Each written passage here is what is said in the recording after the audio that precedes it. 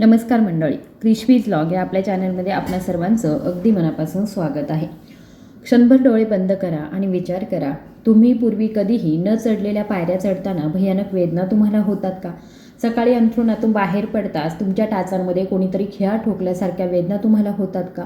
किंवा थोडं अंतर चालल्यानंतर तुमचे पाय थकतात का? तुमच्या पायांना जडपणा जाणवतो का? आणि एक पाऊलही पुढे टाकणं अशक्य वाटत आहे का? जर तुमच्या मनामध्ये हे प्रश्न येत असतील तर अजिबात घाबरू नका. तुम्ही एकटे नाही आहात. अनेकदा आपण वयाची 50 वर्ष ओलांडत असताना आपल्याला असं वाटू लागतं की आपलं शरीर कमी होऊ लागलं आहे. आता हे वेदना, ही कमकुवतपणा, ही असहाय्यता आपलं नशीब बनलं आहे. लोक म्हणतात, अरे ही वयाची मागणी आहे किंवा वयाची लक्षणं आहे. आता आपल्याला हे सर्व सहन करावं लागेल. पण थांबा, आज मी तुमची एक मैत्रीण म्हणून हे सर्वात मोठं खोटं उघड करण्यासाठी आलेली आहे. आणि म्हातारपण हा काही कमकुवतपणाचा समानार्थी शब्द नाही आहे. कमकुवतपणाचं खरं कारण तुमचं वय नाही, तर तुमच्या शरीरातील कमतरता आहे, ज्याचा इलाज तुमच्या स्वतःच्या स्वयंपाकघरात आहे. या व्हिडिओमध्ये मी तुम्हाला कोणतीही महागडी औषधं विकणार नाही आहे किंवा सांगणार देखील नाही आहे. आज आपण आपल्या पूर्वजांनी खाल्लेल्या 5 चमत्कारिक स्वदेशी सुपर फूडबद्दल बोलणार आहोत, ज्यामुळे त्यांना 80 वर्षाच्या वयातही शेतात काम करण्याची परवानगी मिळाली होती. आज आपण तो खजिना पुन्हा उघड करूया. मी वचन देते की जर तुम्ही हा व्हिडिओ शेवटपर्यंत पाहिला आणि या टिप्स जर तुम्ही फॉलो केल्या तर काही दिवसांतच तुमचे पाय पुन्हा 25 वर्षांच्या मुलासारखे चैतन्यशील वाटू शकतील. तर तुम्ही तुमचे जीवन बदलण्यास तयार आहात का? तुम्ही वृद्धत्वाला हरवण्यास तयार आहात का? तर आरोग्याचा हा प्रवास एकमेव आपल्या चॅनलवरती सुरू करूया. मी ते रामबाण उपाय सांगण्यापूर्वी आपले पाय का दुखतात हे समजून घेणं सुद्धा आवश्यक आहे. समजून घ्या, आपलं शरीर एखाद्या यंत्रासारखं आहे. ज्याप्रमाणे यंत्राला काम करण्यासाठी तेल किंवा ग्रीसची आवश्यकता असते, त्याचप्रमाणे आपल्या पायांना रक्ताभिसरणाची आवश्यकता असते. जेव्हा आपण तरुण असतो तेव्हा आपलं हृदय एका शक्तिशाली पंपासारखं काम करतं. आपल्या नसांमधून रक्त वाहतं. पण जसजसं आपलं वय वाढतं आणि आपल्या सवयी बदलतात तसतसे आपल्या नसा ज्या आहेत त्या सुकू लागतात. त्या पाण्याच्या नळीसारखा विचार करा. जर पाईपमध्ये शेवाळ जमा झालं किंवा ते ब्लॉक झाले तर पाण्याचा दाब कमी होतो. त्याचप्रमाणे जेव्हा आपल्या पायांच्या नसांमध्ये कोलेस्ट्रॉल जमा होतं किंवा त्यांची लवचिकता कमी होते तेव्हा रक्त आणि ऑक्सिजन स्नायूंपर्यंत पोहोचू शकत नाही. परिणामी पाय सुन्न होतात आणि मुंग्या येतात. आपण झोपतो तेव्हा जडपणा जाणवतो आणि जडपणाची एक विचित्र भावना सुद्धा येते. हे वृद्धत्व नाहीये, हे तुमच्या शरीराचं SOS सिग्नल आहे. तुमचं शरीर तुमच्यावर ओरडत आहे, मला पोषण द्या, मला ऑक्सिजन द्या. आणि सुदैवाने आपल्या नैसर्गिक पद्धती आहेत ज्या या सुकलेल्या नळ्या पुन्हा उघडू शकतात. तर चला तुमचा दिवस एका बदलाने सुरू करूया. काही दिवसांसाठी तुमचं जड दूध किंवा साखरेचा चहा विसरून जा. मी तुम्हाला एक पॉवर ड्रिंकबद्दल सांगणार आहे आणि ते तुमच्या शरीरासाठी प्रज्वलन म्हणून काम करेल. हे पेय तुमचे थंड रक्त गरम करेल आणि ते तुमच्या पायाच्या बोटांपर्यंत वेगाने पाठवेल. हे पेय लवंग आणि आल्याची चहा आहे. ते सोपं वाटतं ना, पण त्याचे परिणाम असाधारण आहेत. ते कसं बनवायचं काळजीपूर्वक ऐका. एका भांड्यामध्ये 2 कप पाणी घालायचं आहे. आता फक्त 2 लवंग आणि आल्याचा अर्धा इंचाचा तुकडा कुस्करून घालायचा आहे. लवंग तुटल्या नाहीत याची खात्री करा. आता ते कमी आचेवरती उकळू द्या. 2 कप पाणी 1 कप होईपर्यंत उकळवा. हा 1 कप काढा अमृत आहे. कोमट झाल्यावर तो गाळून घ्या. जर तुम्हाला मधुमेह नसेल तर तुम्ही 1 चमचा मध सुद्धा घालू शकता. ते कसं काम करतं? आल्यामध्ये जिंजरॉल असतं जे शरीरामध्ये उष्णता निर्माण करतं आणि जळजळ कमी करतं आणि लवंग नसांमधील अडथळे दूर करण्यास प्रभावी आहे. सकाळी रिकाम्या पोटी हे प्यायल्याने चयापचय गतिमान होतं आणि संपूर्ण शरीरामध्ये रक्तप्रवाह वाढतो. हे प्यायल्यानंतर 15 मिनिटांमध्ये तुम्हाला ऊर्जेची लाट जाणवेल. दिवसाचा आळस नाहीसा होईल. आता अन्नाबद्दल बोलूया. आपल्या यादीमध्ये प्रथम अशी गोष्ट आहे जी आजची पिढी पूर्णतः विसरलेली आहे, परंतु आपल्या पूर्वजांनी ती सोन्यापेक्षा मौल्यवान मानली होती. ते म्हणजे तीळ आणि गूळ. हिवाळ्यामध्ये ते वरदान आहे, परंतु तुम्ही हे वर्षभर खाऊ शकता. मंडळी, तीळ लहान असू शकतात परंतु ते कॅल्शियमचं भांडार आहे. या लहान बियांमध्ये दुधापेक्षा कितीतरी पट जास्त कॅल्शियम असतं. आणि गूळ आपलं रक्त शुद्ध करतो आणि लोहाची कमतरता दूर करण्यास सुद्धा मदत करतो. तीळ आणि गूळ एकत्र केल्यावर ते एक असं मिश्रण तयार होतं जे हाडांना लोहासारखी ताकद देतं. वयाच्या 50व्या वर्षापर्यंत हाडे कॅल्शियम कमी करू लागतात, ज्याला ऑस्टिओपोरोसिस म्हटलं जातं. तीळ नैसर्गिकरित्या ही कमतरता भरून काढतात. ते कसे वापरावे? नाश्ता किंवा दुपारच्या जेवणानंतर फक्त एक छोटा तीळ आणि गूळ लाडू खा, किंवा तुम्ही त्याऐवजी 1 चमचा भाजलेले तीळ आणि थोडासा गूळसुद्धा चावून खाऊ शकता.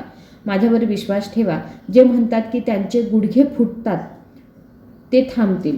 सांधेदुखी आणि सूज असे नाहीशी होईल की जणू ते कधीच अस्तित्वात नव्हते.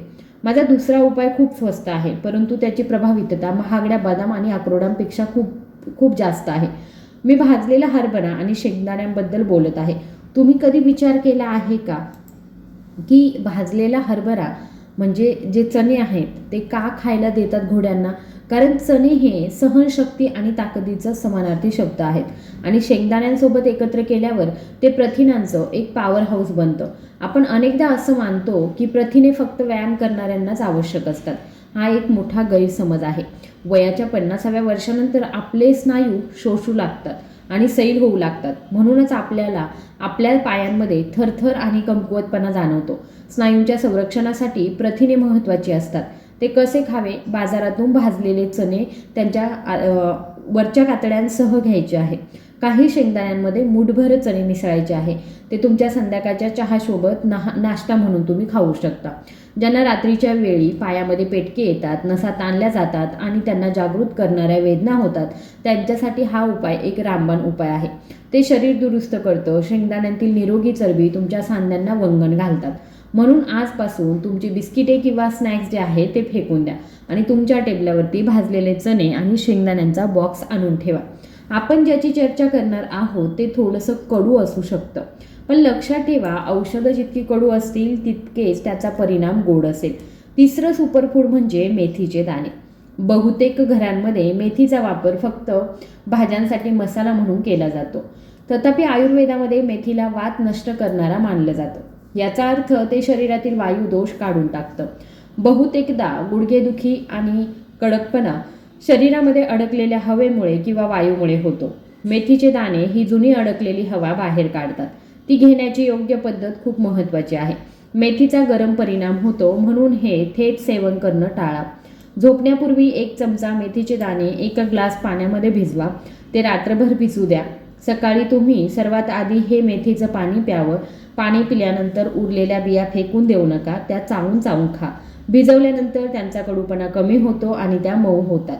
आणि त्यांचे अनेक फायदे: ते तुमच्या गुडघ्यांमधील सूज कमी करतील, ते रक्तातील साखर नियंत्रित करतील, ते कोलेस्ट्रॉल कमी करतील आणि रक्तप्रवाह वाढवतील. जर तुम्ही हे सलग 30 दिवस केलं तर तुमच्या लक्षात येईल की तुमचं शरीर जे पूर्वी जागं झाल्यावर कडक वाटायचं ते आता लोण्यासारखं लवचिक वाटतं. मंडळी, तुम्ही कधी अक्रोडाची रचना लक्षात घेतली आहे का? ते आपल्या मेंदूसारखं दिसतं आणि हे नैसर्गिक संकेत आहे की ते आपल्या मज्जासंस्थेसाठी तयार केलं गेलं आहे. आपली चौथी जोडी आहे अक्रोड आणि मनुका. पायांच्या कमकुवतपणाचं एक प्रमुख कारण म्हणजे मज्जातंतूंची कमकुवतपणा. जेव्हा मेंदूपासून पायांना सिग्नल वाहू नेणाऱ्या नसा कमकुवत होतात तेव्हा पाय थरथरायला लागतात. अक्रोडमध्ये ओमेगा 3 फॅटी ॲसिड असतात, जे आपल्या नसांचं अस्तर दुरुस्त करतात. आणि मनुका हे लोह आणि पोटॅशियमचा खजिना आहे, जे ॲनिमिया कमी करण्यास मदत करतात. ॲनिमियामुळे अनेकदा पाय दुखतात. ते कसे खावे ते शिका. 2 अक्रोडाचे दाणे आणि 10 ते 15 मनुके रात्रभर पाण्यामध्ये भिजवून ठेवा. सुकामेवा नेहमी भिजवल्यानंतरच खावा. यामुळे त्याची उष्णता कमी होते आणि तो पचण्यास सुद्धा सोपा होतो. सकाळी मेथीचे दाणे रिकाम्या पोटी खाल्ल्यानंतर 15 ते 20 मिनिटे चावा. आणि हो, गोड मनुका पाणी देखील प्या. हे त्वरित ऊर्जा प्रदान करतं. हे मिश्रण तुमच्या शरीरातील आळस त्याचप्रमाणे तुमचा जो आळस आहे तो काढून टाकेल. तुम्हाला दिवसभर उत्साही वाटेल. दिवसभर धावपळीनंतर रात्र झाल्यानंतर शरीराला पुनर्प्राप्तीची आवश्यकता असते आणि यासाठी आपल्याकडे प्रत्येक आजीची आवडती जुनी रेसिपी आहे, ती म्हणजे हळदीचं दूध. पण थांबा, तुम्ही हळदीचं दूध योग्यरित्या तयार करत आहात का?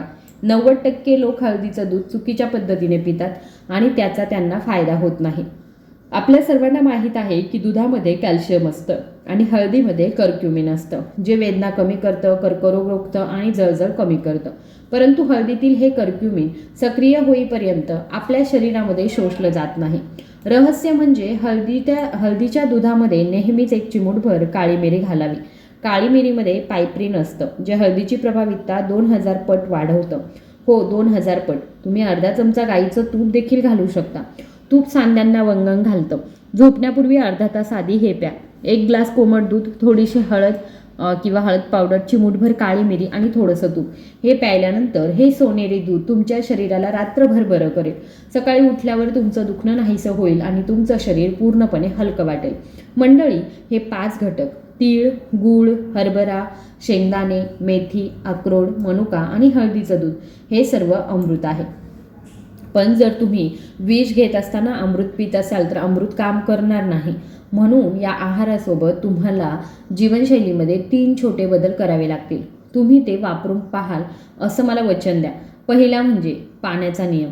दिवसभरामध्ये किमान 2 ते 2.5 लिटर पाणी प्या. पण नेहमी बसून आणि घोटभर पाणी प्यायला विसरू नका. उभं राहून घोटभर पाणी पिल्याने गुडघेदुखी वाढते.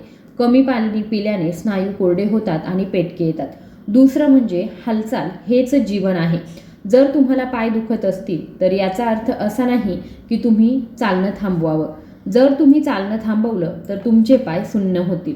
दररोज सकाळी किंवा संध्याकाळी तुमच्या क्षमतेनुसार 15 ते 20 मिनिटे चालत जा.